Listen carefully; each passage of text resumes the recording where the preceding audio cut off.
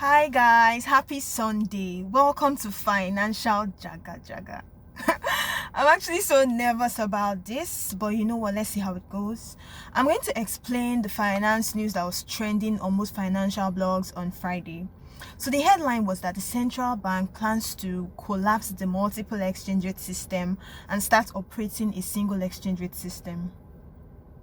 Calm down. So I'll just start by explaining what a multiple exchange rate system is. Imagine you go to the market to buy hand sanitizer.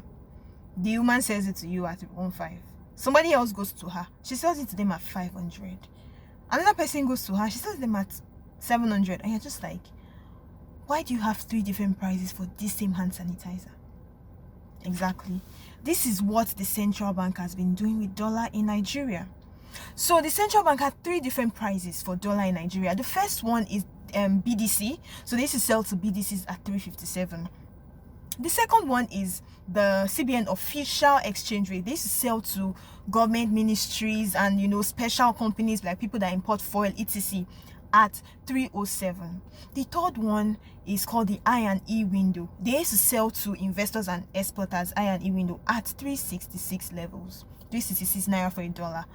They're just like, why do we have 3 different rates? In fact, a lot of economists criticize this, like IMF criticized this, Sanusi criticized this in 2016, because the point is that it's going to breed corruption. Because imagine an influential Nigerian is able to buy dollars, is able to access that dollar at 307. Then that same person comes to the black market and sells it to people at 367. They've made a lot of money. 307, 367, that's like a lot of money for simply doing nothing, just because you had the opportunity to buy dollar from CBN at 307, right? So with this new article that came out, the central bank has now increased the price they're selling to BDC from 357 to 380, increased the price they sold to the I&E window from 366 to 380, and then this official exchange rate has changed from 307 to 360. Now, mind you, 2 windows have been merged. BDC and I&E is now 380. The only one remaining is the official rate. So until this official rate is also increased to 380, we are still operating a multiple exchange rate system. But people are already saying that the plan is that, it will merge into one. And that would really be a good thing, actually, because then we'll know the truth. Like, it will just avoid all this exploitation that goes on because there are 3 different prices, right? So now, another thing you should know about is that a devaluation has occurred, whether we like it or not.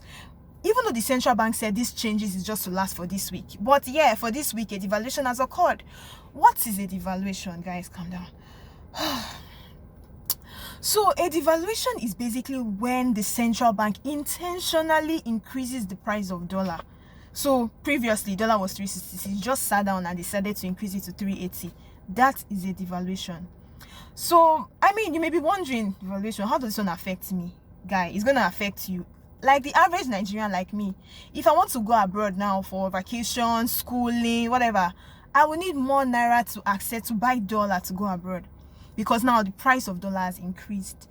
If I am an importer, I will need more naira to buy those same goods I've been buying before. However, if I'm an exporter, because this is my season to shine. If I'm an exporter, because now when I export things and I get dollar and I convert it to naira, I will have more naira to spend.